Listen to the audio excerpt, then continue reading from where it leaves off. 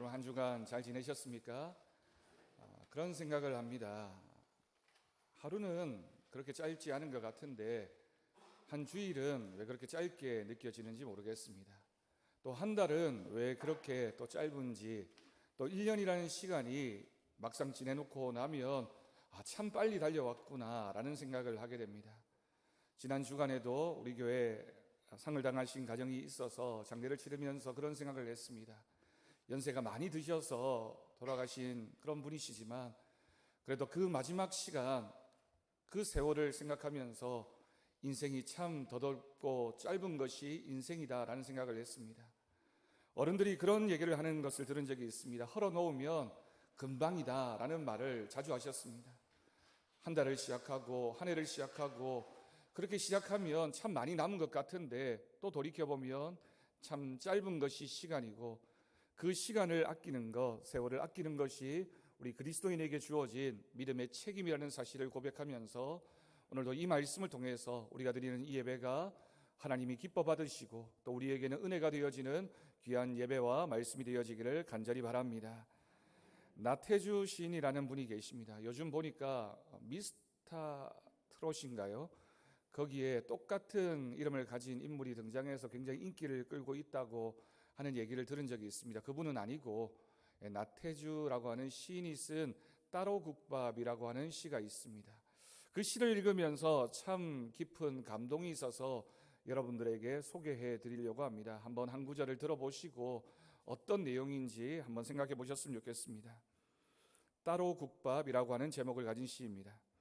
그렇지만 나에게는 서러운 음식, 신혼시절 외지에 나가 선생할 때 따로국밥 2그릇 값이 없어 국밥 냄새를 피하여 저녁 산책길, 멀리 국밥집을 피해서 걷던 발길이라고 하는 시입니다.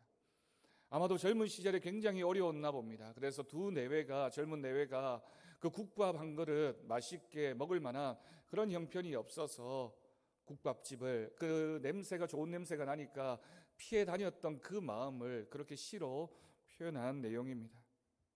배가 고프고 힘든 시절의 아픔, 그렇지만 추억해보니 참 아름다웠던 시절이다라고 하는 그 시인의 마음이 이 시에 담겨져 있는 것 같습니다. 우리말에 내 배가 불러야 행복하다라고 하는 말이 있습니다. 그럼 무슨 뜻입니까? 우리가 행복해지려면 내 배가 불러야 되고 내 마음에 또 내 몸에 만족함이 있어야 누구든지 행복해질 수 있다라고 하는 뜻입니다. 여러분, 그런 때가 있었습니다. 배만 부르면 행복한 시절이 될 것이라고 생각했던 시절입니다. 그런데 오늘날 우리나라는 말 그대로 정말 배부른 나라가 되었습니다. 그 시절, 그 이전 시절보다 얼마나 행복하고 얼마나 풍요로운 그런 시대가 되었습니까? 또한 다른 나라와 비교해서도 비교할 수 없을 정도로 굉장히 부유한 나라가 우리 대한민국입니다.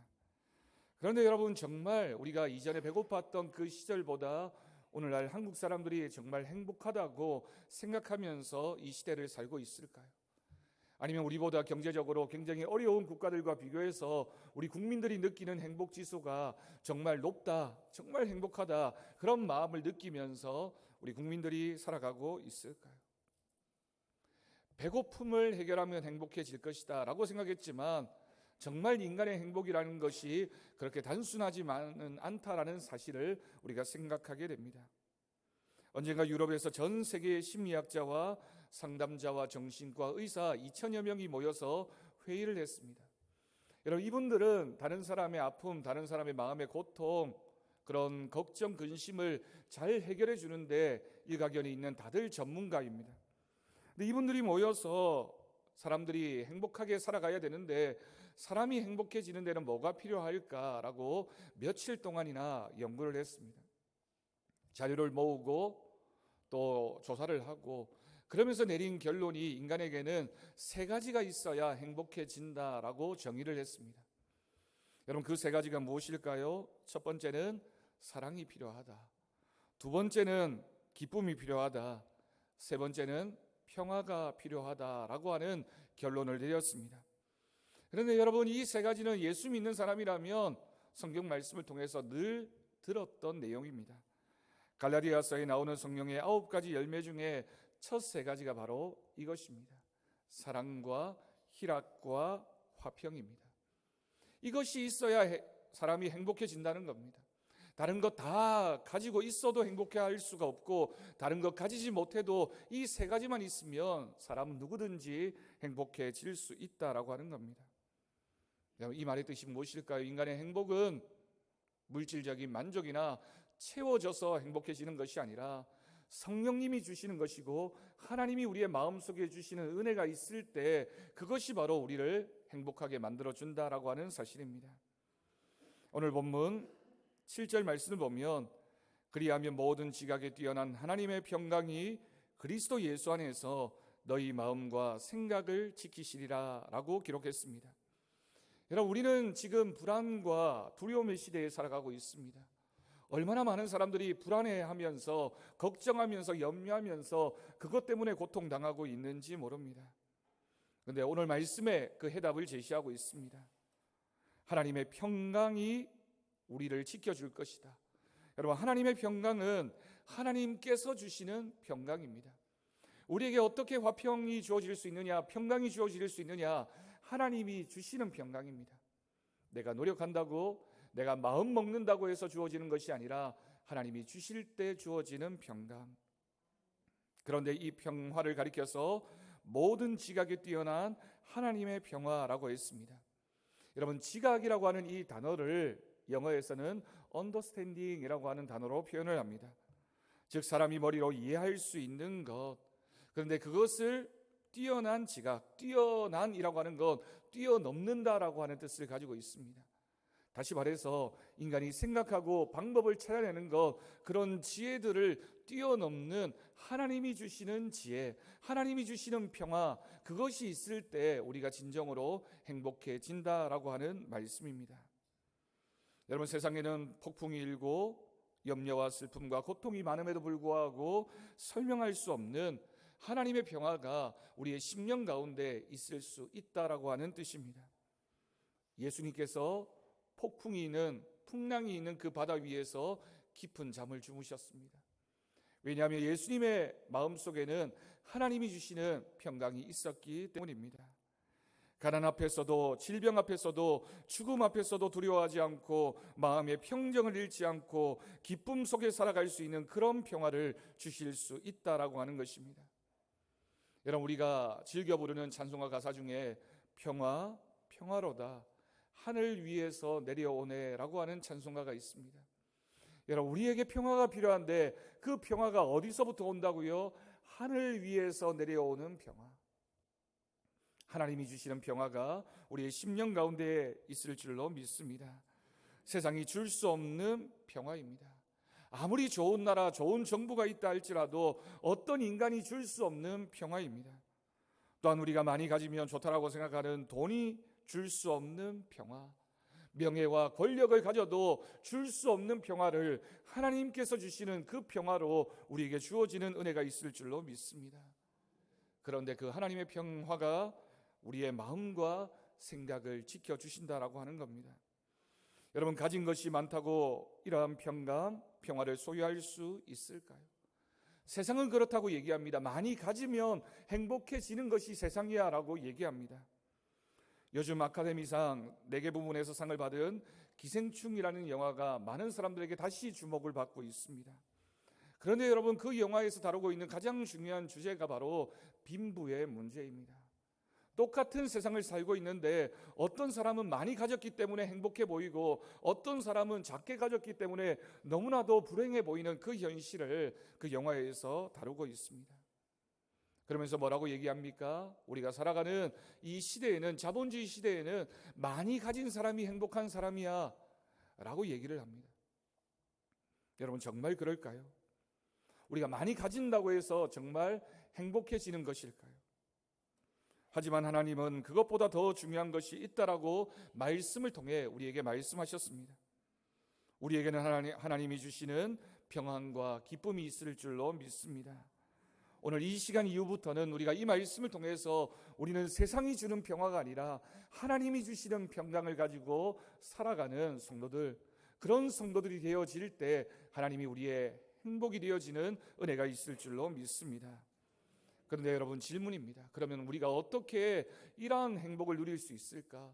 하나님이 주시는 평강을 우리가 소유해야 되는데 그 평강을 우리가 어떻게 하면 누릴 수 있을까라고 하는 질문입니다. 그 해답이 오늘 말씀에 있습니다. 여러분, 7절 말씀을 다시 한번 보면 그리하면이라고 하는 말로 시작합니다. 그리하면은 인과관계 접속사라고 불려집니다. 앞에 원인이 있고 그렇게 되면 결과로서 이것이 주어진다라고 하는 겁니다. 그러면 여러분, 우리가 행복해지기 위해서는 그 앞에 무엇을 말하고 있는지 그 앞에 것을 잘 살펴보아야 되겠죠. 그 조건이 무엇입니까? 어떻게 해야 하나님의 평화가 내 마음과 내 생각을 지켜주실 수 있다라고 하는 것입니까? 여러분, 우리가 하루를 살아도 가슴에 평화를 갖고 살고 싶은데 우리가 살아가는 세상에는 걱정과 근심으로 가득 차 있습니다. 지난 주간에 우리 이화주 집사님 가정의 둘째 아들 윤서가 원인을 잘 모르는 그런 질병으로 인해서 병원을 입원을 했습니다. 지금도 병원에 입원해 있습니다. 여러분들 꼭 기도해 주셨으면 좋겠습니다. 열이 많이 올라서 열을 내리려고 아무리 약을 써봐도 열이 떨어지지 않아서 아마 내 수막염이 아닐까라고 진단은 했는데 그런 약을 써도 듣지 않아서 걱정과 염려를 많이 하고 있다고 저에게 연락이 왔습니다. 그러면서 그 집사님과 통화를 하면서 그 집사님 마음속에 참 떨리는 목소리를 들으면서 아들을 너무나도 사랑하고 이 아들이 꼭 낫기를 원하는 마음이 있는데 어떻게 하면 좋을까 걱정하고 염려하는 그 불안한 마음을 전화를 통해서도 느낄 수 있었습니다. 여러분, 우리에게 얼마나 많은 걱정과 염려가 있는지 모릅니다. 경제적인 문제가 있고요. 또 때로는 건강의 문제, 미래에 대한 염려, 자녀의 문제 등 얼마나 많은 걱정들을 안고 살아가는 것이 우리들의 인생입니까? 여러분, 우리가 행복해지려고 결혼을 하고 가정을 만들고 함께 살아가고 있는데 그런데 여러분, 우리 걱정의 대부분은 행복해지려고 결혼한 그 가정 때문에 일어나는 많은 문제들, 많은 아픔들, 많은 걱정과 염려가 우리를 참으로 힘들게 만들어 버립니다. 그럴 때는 아무리 노력해도 이럴 수도 저럴 수도 없는 걱정과 염려가 우리에게 몰려들게 됩니다. 그래서 여러분, 하나님 말씀이 필요하고 그래서 우리가 믿음을 가져야 되고 그렇기 때문에 하나님만 의지하고 살아갈 수밖에 없는 것이 우리들의 모습입니다. 오늘 말씀 세 가지를 여러분들에게 말씀드리려고 합니다. 이 세 가지를 우리가 꼭 기억하면서 걱정과 염려가 우리에게 찾아올 때마다 이 말씀 붙잡고 믿음으로 주님 안에서 행복한, 주님 때문에 행복한 우리의 심령과 우리의 교회가 되어지기를 간절히 바랍니다. 먼저 오늘 말씀 첫 번째는 기뻐하라라고 했습니다. 여러분, 4절 말씀을 보면 주 안에서 항상 기뻐하라, 내가 다시 말하노니 기뻐하라. 아멘. 여러분, 이 말씀입니다. 주 안에서 기뻐하라라고 하는 것은 무엇을 의미합니까? 세상을 바라보고 세상 안에서는 기뻐할 수 없는데 주님을 바라볼 때, 주님을 인정할 때 기뻐할 수 있다라고 하는 뜻입니다.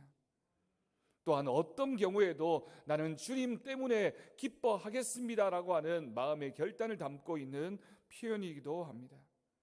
그런데 여러분, 명령형입니다.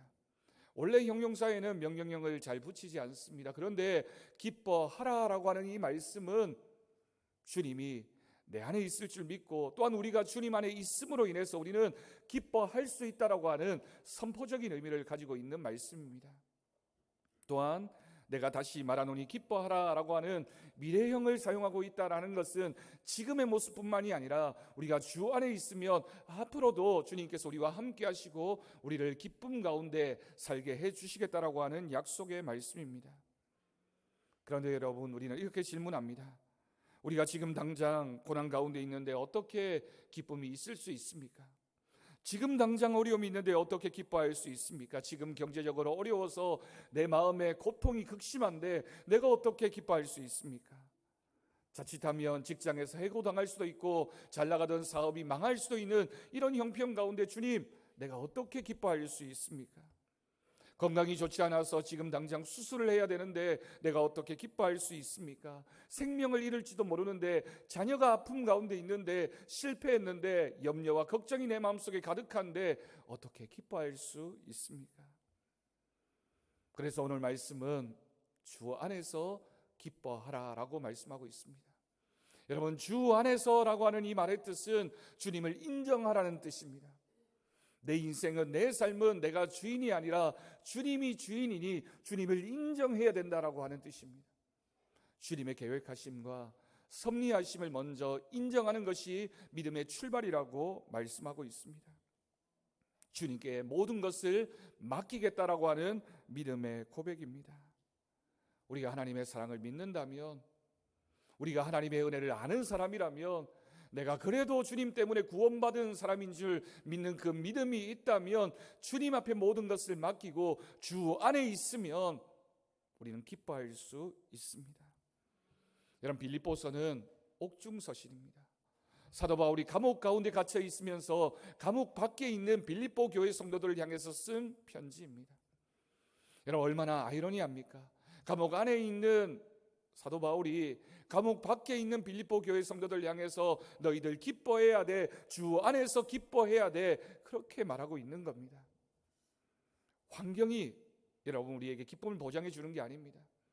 우리의 조건들이 우리를 행복하게 만들어 버리는 것이 아닙니다. 우리가 주 안에 있을 때, 믿음으로 살아갈 때 주님이 주시는 평안이 우리 가운데 넘쳐나게 될 것을 믿습니다. 빌립보서 1장 12절 말씀을 보면 분명히 그것을 증거하고 있습니다. 자신이 로마 감옥에 갇히게 되므로 감옥에 있는 고위 관부들, 나아가서는 높은 관직에 있는 사람들에게 복음을 전할 수 있는 계기가 되었다라고 하는 것입니다. 그래서 그가 뭐라고 고백합니까? 바울이 고백하기를, 형제들아, 내가 당한 일이 도리어 복음 전파의 진전이 된 줄 너희가 알기를 원하노라. 아멘. 내가 지금 옥에 갇히게 된 것, 지금 아픔을 경험하고 있는 것, 지금 걱정과 염려하고 있는 것, 그것이 오히려 복음 전파에 더 유익하게 되었다, 하나님의 은혜다라고 고백하고 있는 겁니다. 빌립보서 2장 17절 18절 말씀도 동일합니다. 만일 너희 믿음의 재물과 섬김 위에 내가 나를 전제로 드릴지라도 나는 기뻐하고 너희 무리와 함께 기뻐하리니 이와 같이 너희도 기뻐하고 나와 함께 기뻐하라. 아멘. 여러분, 이 말씀 가운데 전제라고 하는 표현이 등장합니다. 전제는 이스라엘 백성들이 하나님 앞에 제사를 드리고 제일 마지막에 잔을 부어서 하나님 앞에 드렸던 제사가 전제입니다. 끝이라는 뜻을 가지고 있습니다. 사도 바울의 고백이 무엇입니까? 빌립보 교회 성도들 생각하면서 하나님께서 너희와 함께 하고 계시는구나, 너희 믿음이 성장해 가고 있구나, 그렇다면 그것을 내가 바라보고 있기에 내가 나를 순교의 제물로 드린다 할지라도, 나에게 죽음이 찾아온다 할지라도 나는 기뻐할 수 있다. 여러분, 얼마나 놀라운 믿음의 고백입니까? 이것이 믿음으로 사는 사람의 기쁨입니다.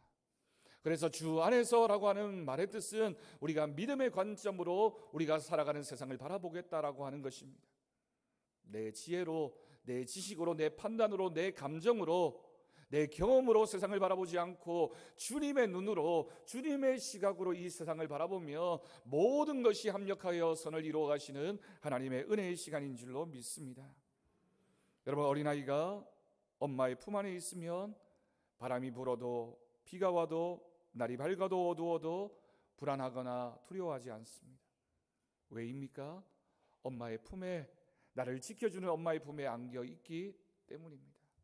우리가 하나님의 품 안에 있다라는 것을 아는 사람은 어떤 상황에서도 기뻐할 수 있고 안심할 수 있고 주님의 은혜를 따라 믿음으로 살아가는 귀한 믿음이 있을 줄로 믿습니다. 그래서 여러분, 기뻐하는 것은 하나님을 믿는 사람만이 가질 수 있는 특권입니다. 내가 기뻐할 수 있다는 것은 하나님이 주시는 믿음과 은혜가 우리 가운데 있다라고 하는 고백입니다. 그래서 여러분, 환경이 우선이냐, 기쁨이 우선이냐, 무엇이 우선일까요? 기쁨이 우선입니다. 왜냐하면 기쁨이라고 하는 것은 믿음이 있다라고 하는 증거이기 때문입니다. 여러분, 환경이 우선일까요? 믿음이 우선일까요? 믿음이 우선이고 믿음이 있는 사람은 기뻐할 수 있는 사람인 줄로 믿습니다. 여러분, 이 절대적인 기쁨, 세상이 어디로 가느냐고 너무 심각하게 생각하지 마십시오. 이 세상을 바라보면서 너무 우리가 그것에 집착하지 않기를 원합니다. 때로는 그것을 흘려보내는 믿음, 주님 앞에 맡기는 믿음, 주님께서 하여 주실 줄 믿고 내버려 두면 자녀의 문제도, 경제적인 문제도, 어떤 걱정과 염려도 하나님의 은혜 가운데 돌아오는 회복의 역사가 있을 줄로 믿습니다. 여러분, 할아버지 할머니들이 손자 손녀를 얼마나 사랑합니까? 그래서 잘 돌봐주고요, 때로는 맡아서 키워줄 때도 있습니다. 그런데 그런 분들이 종종 섭섭함을 느낄 때가 있다고 합니다. 잘 간식 사주고 잘 돌봐주고 그렇게 품 안에서 잘 지낼 때는 할머니 할아버지 참 좋아하는데, 이 아이가 아프게 되면 그렇게 엄마를 찾는다고 합니다. 엄마가 있어야지만 마음의 만족함이 주어진다라고 하는 것입니다. 여러분, 인생이 그렇지 않습니까? 우리가 때로는 돈에, 건강에, 또 여러 가지 환경적인 것에, 조건들에 우리의 마음이 빼앗겨서 그것이 있으면 다 될 줄 알았는데, 정작 걱정과 근심이 찾아오고 어려움이 찾아오면 우리에게는 주님밖에 없습니다. 주님이 있어야 행복해지고, 주님 때문에 행복해지고, 주님만이 우리의 만족이 되어지는 것이 우리들의 삶인 줄로 믿습니다. 오직 예수님뿐입니다. 주님밖에 없습니다. 주님만이 내 기쁨입니다. 여러분, 그 믿음 가지고 살아가는 저 여러분의 삶이 되어지기를 간절히 바랍니다. 여러분, 두 번째는 본문 5절 말씀을 보면 너희 관용을 모든 사람에게 알게 하라, 주께서 가까우시니라. 아멘. 관용하라 라고 말했습니다. 여러분, 관용이라고 하는 말을 다른 말로, 다른 성경 구절에서는 환대라고 하는 말로 표현합니다. 이 말의 정확한 뜻은 하나님이 내 안에 있으니, 내 마음이 넉넉해졌으니, 내 마음에 기쁨이 있으니 다른 사람을 내가 잘 대접해주고 잘 대해준다라고 하는 뜻입니다. 여러분, 전제가 무엇입니까? 내 안에 주님이 계시기 때문에. 내 안에 주님이 계시기 때문에 내 옆에 있는 사람들에게 내가 얼마든지 사랑하고 섬길 수 있다라고 하는 뜻입니다. 여러분, 사람 가리지 않습니다. 나한테 잘해주는 사람, 내가 도움을 받을 만한 사람, 그 사람만 잘 대해주는 것 관용이나 환대가 아닙니다. 어쩌면 나를 적대하고 나에게 피해가 되는 것 같고 나에게 아픔을 주는 것 같고 나에게 방해가 되는 것 같아도 내 안에 주님이 계시기 때문에, 주님이 내 안에 계시기 때문에 나는 얼마든지 원수까지도 사랑할 수 있다. 용서해주고 관용해주고 환대해 줄 수 있는 것, 그것이 바로 넉넉한 우리들의 믿음인 줄로 믿습니다. 여러분, 생각해 보십시오.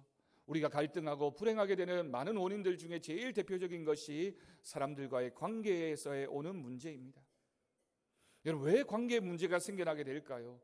대부분의 경우에는 내 욕심, 또 내 주장, 내가 그 사람을 통해서 얻고자 하는 뭔가 바라는 것이 있기 때문입니다. 기대하는 것이 있었기 때문에 그 기대가 채워지지 않으면 실망하고 낙심할 수밖에 없는 것이 우리들의 마음입니다. 그런데 여러분, 인간관계에서는 내려놓아야 될 부분이 분명히 있습니다. 포기하고 그냥 내버려 두면 나는 하나님 안에서 만족한다라는 그 마음만 있으면 얼마든지 관용할 수 있고 얼마든지 허용해질 수 있습니다. 여러분, 내가 붙잡는다고 해서 그 사람이 붙잡아질까요? 내가 그 사람을 움켜쥐면 그 사람이 내 것이 될까요?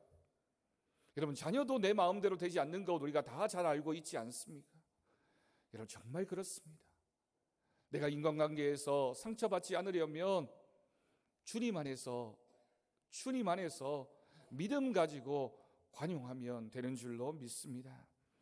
여러분, 관용은 이유가 없습니다. 내 마음에 기쁨이 있으니까, 내 마음에 즐거움이 있으니까, 내 마음에 주님이 계시니까 넉넉해지는 겁니다.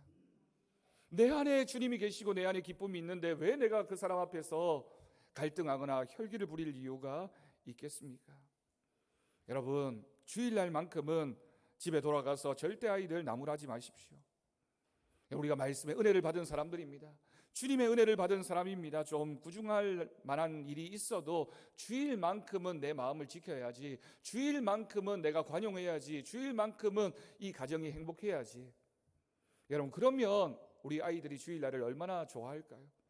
주일날만큼은 우리 엄마가 우리 아빠가 날 야단치지 않는다, 간섭하지 않는다. 여러분, 그런 마음이라면 주일이 기다려지지 않겠습니까? 여러분, 주일은 그런 복된 날이 되었으면 좋겠습니다.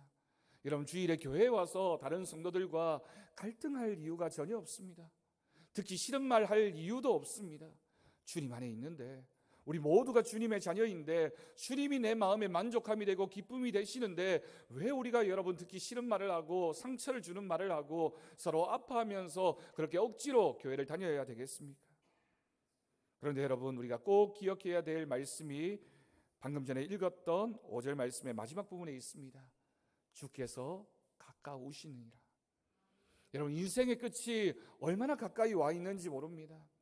여러분, 나는 젊으니까, 나는 많이 남았을 거야, 착각입니다.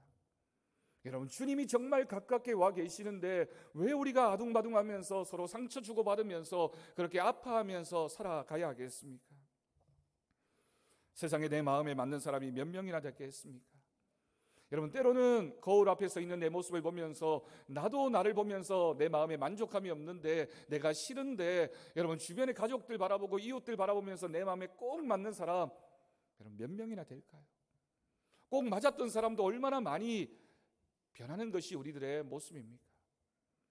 여러분, 그래서 우리는 주님께서 가까이 오신 줄 믿고 지금 내 모습을 하나님 앞에 드리면서 모든 것이 합력하여 선을 이루게 하시는 하나님의 은혜를 고백하면서 기쁨으로 살아가는 저와 여러분이 되어지기를 간절히 바랍니다. 마지막으로 가장 중요한 말씀, 기도하라라고 하는 말씀입니다.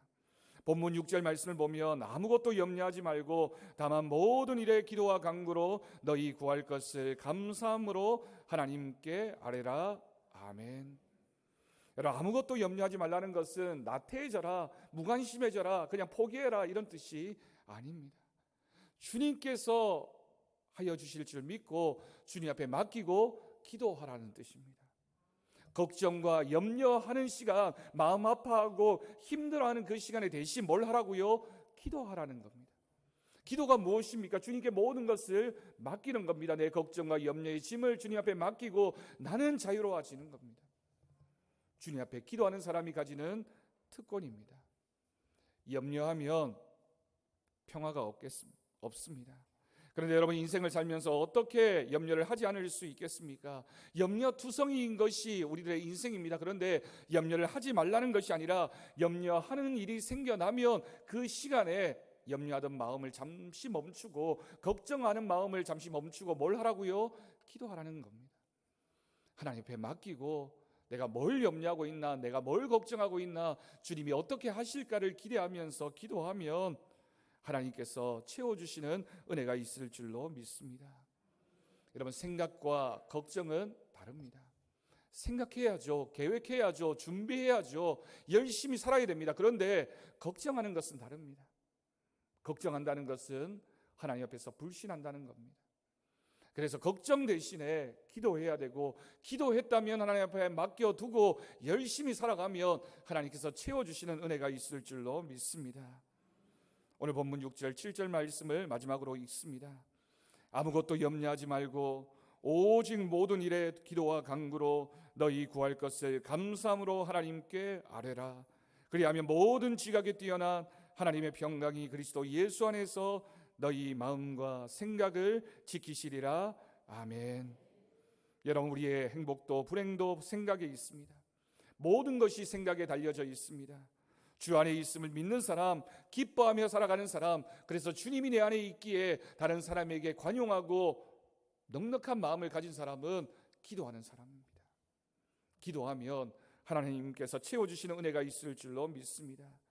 잠시 후에 봉헌송을 하게 될 텐데 오늘 봉헌송의 제목이 오늘 설교 말씀과 동일합니다. 아무것도 두려워하지 말라. 여러분, 두려워하지 마십시오. 걱정하고 염려하지 마십시오. 그 시간에 우리가 함께 하나님 앞에 나와서 기도하면 하나님께서 채워주시고 하나님께서 역사하시는 은혜가 있을 줄로 믿습니다. 여러분, 청년부 겨울 수련회를 마쳤습니다. 청년들과 마지막 말씀을 나누면서 그런 얘기를 했습니다. 여러분, 청년 때에 좋은 일에 대한 그런 기대하는 마음이 많을까요? 아니면 걱정하고 염려하는 마음이 많을까요? 오늘날에는 청년들이 걱정과 염려하는 마음이 훨씬 더 큰 것 같습니다. 어느 회사에 취업해야 되나? 나는 어떻게 살아갈 수 있을까? 뭘 준비해야 될까? 합격할 수 있을까? 어떤 직장에 가야 되나? 그런 염려와 걱정들이 많습니다. 우리가 할 수 있는 것 맡기는 겁니다. 주님 앞에 맡기고 기도하면 하나님께서 채워주시는 은혜가 있을 줄로 믿습니다. 그 믿음으로 오늘부터 살아가기로 결단하는 저와 여러분의 삶이 되어지기를 간절히 축원합니다. 기도하겠습니다. 하나님 아버지, 감사합니다. 우리가 오늘 말씀을 하나님 말씀으로 듣고 믿음으로 결단하게 하여 주옵소서. 우리의 행복도 불행도 우리의 생각과 마음에 달려 있습니다. 우리의 마음 가운데 주님이 좌정하여 주시고 주님이 함께하여 주시면 우리는 기뻐할 수 있고 관용할 수 있고 또한 기도하는 심령으로 이 모든 일들을 감당해 나갈 줄로 믿습니다. 하나님, 그런 마음 가지고 주님 안에서 행복한 믿음의 사람 되게 하여 주옵소서. 주님 때문에 행복한 우리 교회가 되게 주님 역사하여 주옵소서.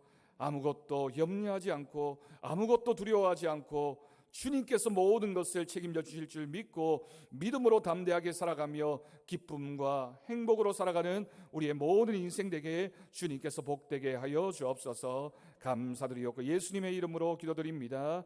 아멘.